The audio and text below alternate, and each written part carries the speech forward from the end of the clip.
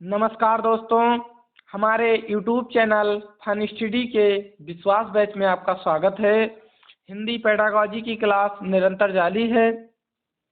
आज उसी श्रृंखला में हम लेकर के आए हैं कौशल, भाषा शिक्षण के कौशल जो हैं उनको हम जानेंगे कि कौन कौन से कौशल हैं और उनके क्या क्या महत्व हैं, जो परीक्षा में 4 से 5 क्वेश्चन पेडागॉजी में आपको देखने को मिलेंगे।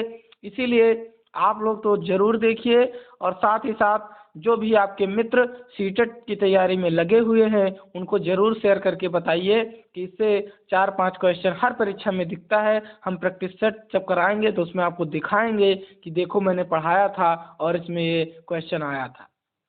तो आप लोग जुड़ जाइएगा और सब लोगों से बता दीजिएगा कि एक बार इस वीडियो को ज़रूर देखेंगे तो उनका 4 से 5 क्वेश्चन पक्का हो जाएगा।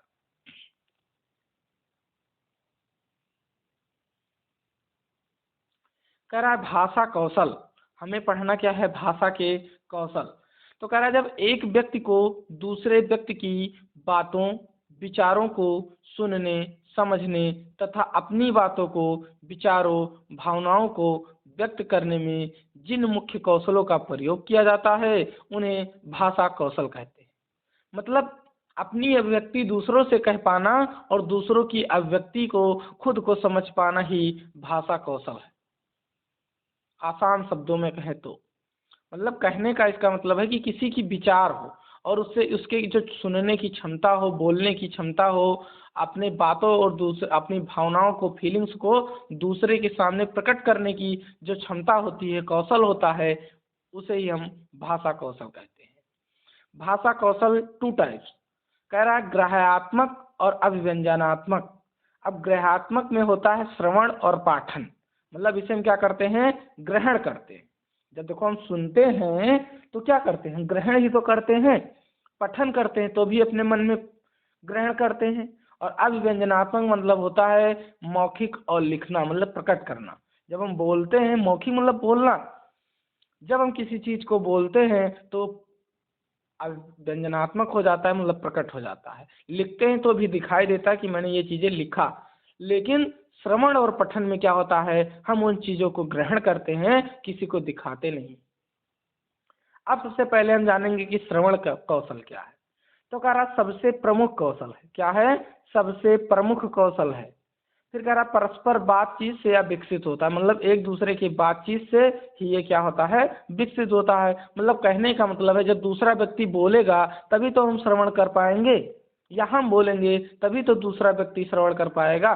तब तक जब तक दोनों के बीच परस्पर बात नहीं होगी तब तक ये कौशल नहीं होता।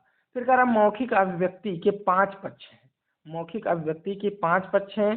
सबसे पहला है शुद्ध उच्चारण करना, निसंकोच भावाभिव्यक्ति करना, उचित बालाघात, गति अनुतान। बालाघात मतलब शब्दों का या ध्वनियों का उतार चढ़ाव बालाघात कहलाता है। ये जो डीएलएड पढ़े होंगे उनको मिला होगा। फिर उचित हाव भाव, हमारा जो हाव भाव होना चाहिए उचित होना चाहिए। विचारों में क्रमबद्धता होनी चाहिए। और इसके 2 रूप हैं, एक अनौपचारिक रूप, एक औपचारिक रूप। औपचारिक में साहित्यिक और व्यवहारिक, ये दोनों आपको देखने को मिलेंगे। फिर कह रहा मौन पाठन। तो कह रहा जब लिखित सामग्री को बिना आवाज किए चुपचाप मन ही मन में पढ़ते हैं उसे मौन पाठन कहते हैं। ऐसा पठन गहन अध्ययन कहलाता है। अब हम लोग क्या थे? देखो जब छोटे थे तो हम लोग सस्वर वाचन पढ़ते थे। क्या करते थे? सस्वर पठन करते थे या सस्वर वाचन करते थे। मतलब कहने का मतलब हम बोलते थे, जैसे हम बोलते थे राम जाता है तो बच्चे भी फिर हमारे पीछे बोलते थे राम जाता है। मतलब एक एक शब्द देखो, पहले पहले हम लोग कविता करके याद किए, फिर एक एक शब्द याद बोले तब बच्चा बोलता था। फिर देखो हम वाक्य को सीधे पढ़ना शुरू किए। तो अब क्या हुआ, जब हम बड़े हो गए तो हम लोग मौन पाठन करना शुरू कर दिया। मतलब हम पढ़ेंगे तो लेकिन शांत अपने मन में ही ग्रहण करेंगे, उसकी आवाज़ें नहीं, ध्वनियाँ नहीं उत्पन्न होंगी उसमें। उसकी आवाज़ जो होगी या उसका जो भाव होगा वो हम अपने अंदर ही ग्रहण कर लेंगे। इसीलिए इसे क्या कहा जाता है? गहन अध्ययन कहलाता है। फिर कह रहा गंभीर पठन, कह रहा नए ज्ञान की प्रणीत के लिए या भाषा पर अधिकार प्राप्त करने के लिए जो पठन किया जाता है उसे गंभीर पठन कहते हैं। मतलब कहने का मतलब बहुत ज़्यादा उसमें महारत हासिल करना, बहुत गंभीर होकर के कि मतलब अंदर जा कर के चीज़ों को निकालना गंभीर पठन कहलाता है। मतलब जब किसी भाषा पर हमें अधिकार प्राप्त करना हो, उस पर कमांड हमें पैदा करना हो, तो फिर हम क्या करेंगे, गंभीर पठन करेंगे। देखो हम लोग क्या करते हैं, किसी चीज़ को अगर हल करना या हिस्ट्री पढ़ते हैं, कोई आंसर फंस जाता है तो देखो हम क्या करते हैं, बुक को खोल खोल के और एक एक उसमें चैप्टर को आसानी से मतलब क्या करते हैं, गंभीर रूप से बैठ करके पढ़ते हैं। जो बच्चे तैयारियां करते हैं वो क्या करते हैं, गंभीर पठन करते हैं। फिर कह रहा है द्रुत पठन, कह रहा सीखी हुई भाषा का अभ्यास करने के लिए, आनंद के लिए, साहित्यिक जानकारी के लिए ऐसा पठन किया जाता है। द्रुत मतलब होता है जल्दी, मतलब सीखी हुई भाषा, मतलब जैसे हम कुछ चीज़ें सीखे हुए हैं, एक बार पढ़ चुके हैं। मान लीजिए कोई चीज़ें हम पढ़ चुके हैं और उसे हमें दोबारा पढ़ना है, तो हम क्या करेंगे, जल्दी जल्दी पढ़ करके उसे समाप्त कर देंगे।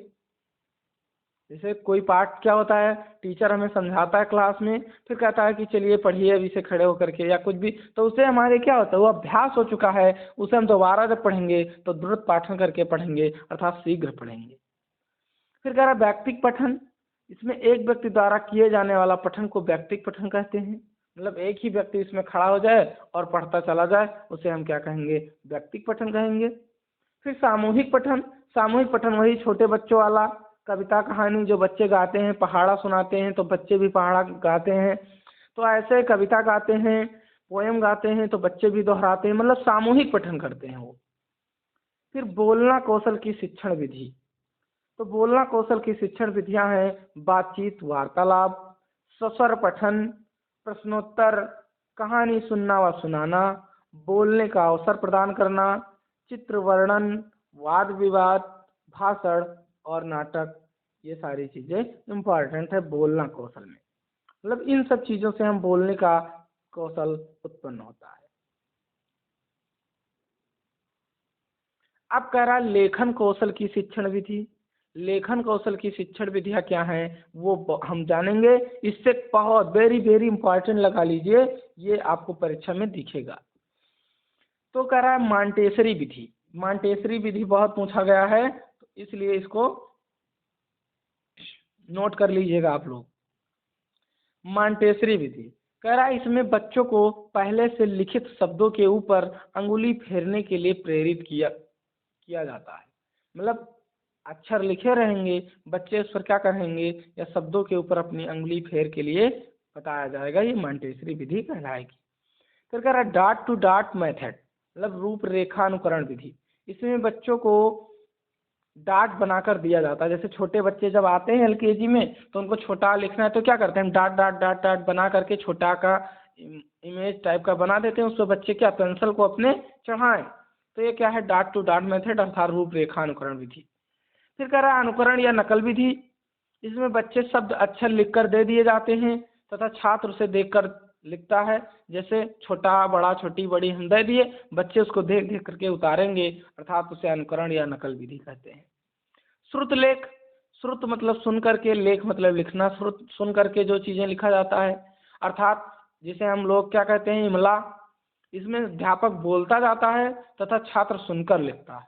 मतलब क्या होता है, इमला में क्या होता था, छात्र मतलब अध्यापक बोलते थे और बच्चे उसे लिखते थे।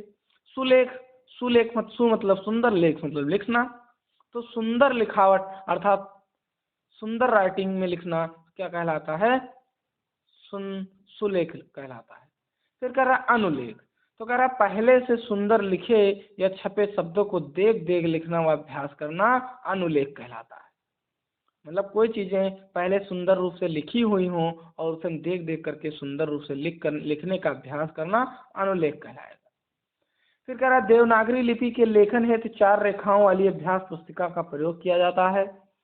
मतलब देवनागरी लिपि के लेखन के लिए अब 4 रेखाएं वाली अभ्यास पुस्तिका का प्रयोग किया जाता है। जैसे इंग्लिश में देखो आती है हमारी कॉपी, तो 4 लाइन की होती है कि नहीं, तो मतलब यही चीज़ें हैं। या आप भी हिंदी की जितनी कॉपीज आ रही हैं उसमें भी 4 लाइन होने लगी। आप लोगों ने इसे समझ लिया होगा। अगला है श्रवण कौशल की शिक्षण विधियाँ।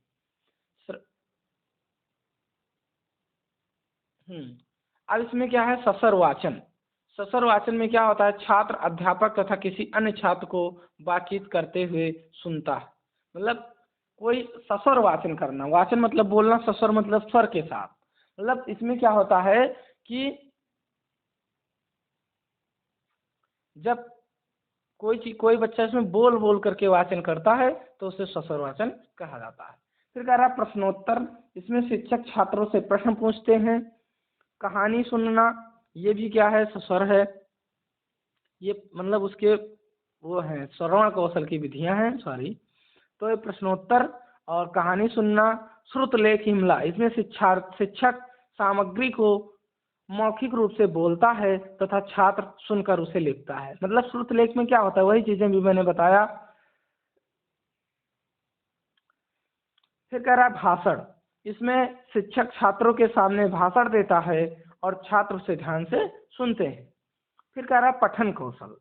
तो इसमें समझने की शक्ति बढ़ती है। पठन कौशल से क्या होता है, समझने की शक्ति बढ़ जाती है। और पठन कौशल व योग्यता है। पठन कौशल क्या है, योग्यताएं हैं। फिर पठन के प्रकार हम पढ़ेंगे। तो सस्वर पठन, आदर्श पठन, दो इम्पोर्टेंट है, इन दोनों को हम अच्छे से जानेंगे। तो पहला है सस्वर पठन। स्वर सहित अर्थात आवाज के साथ बोल बोल कर पढ़ते हुए अर्थ ग्रहण करने को सस्वर पठन कहा जाता है। मतलब कहने का मतलब हुआ कि हम बोल बोल करके पढ़ते हुए, आवाज करते हुए जब अर्थ ग्रहण करते हुए पढ़ते हैं तो उसे हम सस्वर पठन कहते हैं। वही बिना बोले हुए अगर हम क्या करें, अर्थ ग्रहण करते हुए पढ़ें तो वो हमारा मौन पठन कहलाता है। और कराइया पठन बच्चों को वर्णमाला सिखाने में सर्वाधिक उपयोगी है। क्या है, बच्चों को वर्णमाला सिखाने में सर्वाधिक उपयोगी माना जाता है। नंबर 2 पर है आदर्श पठन। तो भाषा के संपूर्ण शुद्ध रूप, गति, यति, आरोह अवरोह, स्वराघात व बलाघात आदि के ध्यान में रखकर जो पठन किया जाता है, यह शिक्षक व उचित भाषा का जो ज्ञान रखते हैं। मतलब कहने का मतलब हुआ कि भाषा का जो संपूर्ण रूप है, उसका शुद्ध रूप है। गति मतलब उसका स्पीड, यति मतलब उसकी रुकावटें, आरोह आरोह मतलब उतार चढ़ाव, स्वराघात बलाघात कहाँ पर हमें धीमा आवाज करना है, कहाँ पर ज्यादा करना है, आदि को ध्यान में रख करके ये पाठन किया जाता है। और यह शिक्षक